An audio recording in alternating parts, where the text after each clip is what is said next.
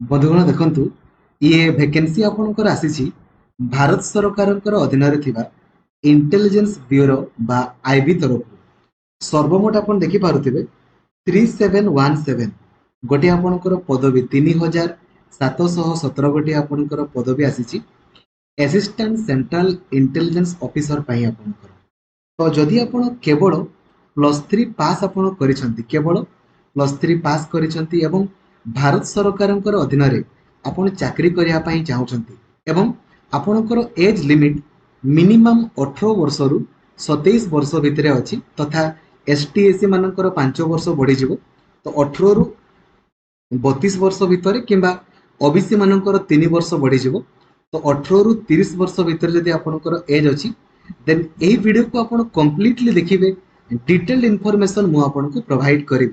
तो लाइक और शेयर करके समस्त को आपन जणाइदेवे जो द्वारा कि समस्ते आपनकर जानि पारिबे। आउ चैनल को नुआ अछंती देनेबे ही सब्सक्राइब करिकी ऑल नोटिफिकेशन को भी आपन ऑन कर देबे एवं जदि आपन व्हाट्सएप यूज करसंते ना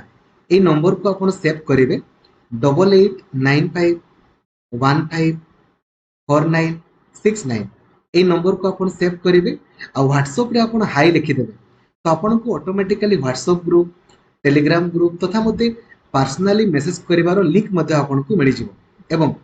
प्रत्येक टी जॉब रो अपडेट सर्वप्रथमे आपन को मिलि जिवो ओडिसा रो सबुठारो बड़ टेलीग्राम ग्रुप रे ओडिसा टीचर एसोसिएशन जो ग्रुप रे 2 लाख रु अधिक पिला आपनकर अछंती। बंधुगण देखंतु यार ऑफिशियल वेबसाइट होची आपनकर सिंपली आपन माने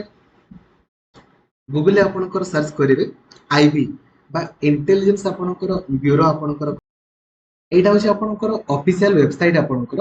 www.mha.gov.in ठीक अछि। मिनिस्ट्री ऑफ होम अफेयर्स सेमिति आपण ऑफिशियल वेबसाइट को आपण जिवे देखि पारिबे एठी आपनकर शो करूची online application for the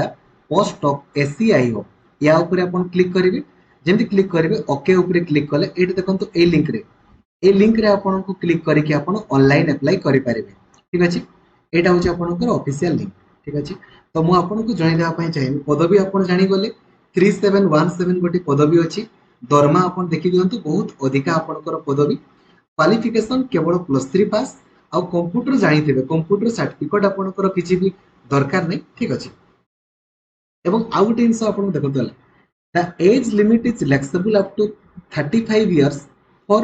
your candidates 38 years for OBC and up to 40 years for STS in case of widows, divorced women and women judicial separated जो माने से कैटेगरी थिबे तांकर एटा एवं एथिरे पोस्टिंग आपनकर ऑल इंडिया आपनकर रहइबो तन करी आपन माइंड मेकअप करके रखिबे जे एमएचए रे आपन काम करिवे तो ऑल इंडिया रे सब जगह रे आपनकर कौनसी जगह रे पोस्टिंग मिल पारे। सिलेक्शन केमती हबो आगो आपनकर टायर 1 हबो जोथरे करंट अफेयर्स आपनकर पडिबो जीके पडिबो रीजनिंग पडिबो मैथमेटिक्स पडिबो इंग्रजी पडिबो 100टा क्वेश्चन आपनकर गोटे घंटा रे परीक्षा देबे गोटे ठीक कले 1 मार्क मिलिबो गोटे भूल कले आपनकर 0.25 मार्क आपनकर कटि जिवो एथिरे क्वालिफाई कले आपनकर टायर 2 हबो जोथरे एसे पडिबो 20 मार्क रो इंग्रजी 10 mark long answer type question आपनकर पडिबो डिस्क्रिप्टिव देन आपनकर इंटरव्यू रहिबो ठीक अछि। एग्जाम सेंटर देखि दियंतु अब ओडिसा रे बालेश्वर बरहमपुर भुवनेश्वर कटक ढेंकानाल राउरकेला और संबलपुर ये सब जगह आपनकर एग्जाम सेंटर रही ठीक अच्छे। सिलेक्शन केमिति हम ताहा मु आपनको ऑलरेडी जणाई देली और मिनिमम आपनको देखंतु केते रखिया पई पड़िबो 100 रु ताहा भी आपनकर एथिरे मेंशन करा हेछि ठीक अच्छे।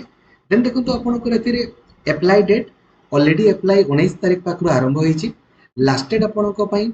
10 अगस्त आपनको रहिछि तो लास्ट डेट पूर्व जेमिति आपन ऑनलाइन अप्लाई निहाती आपनकर करिवे ठीक अछि। एबे देखंतु नेक्स्ट आपनकर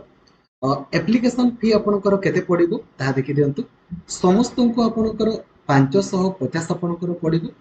एवं जो माने पुओ जनरल और ईडब्ल्यूएस किबा ओबीसी पुओ तांकर देखंतु 650 टंका आपनकर पडिबो ठीक अछि। बाकी समस्तंकर 550 केवल जनरल और ओबीसी पुओ मानको आपनकर 650 टंका पडिबो ठीक अछि। बाकी नोटिफिकेशन को आपण माने निजे निजे चाहिले पढि दे पारिबे तेणुकरी काइंडली आपण माने अप्लाई निहाती करंतु। थैंक यू जय जगन्नाथ धन्यवाद।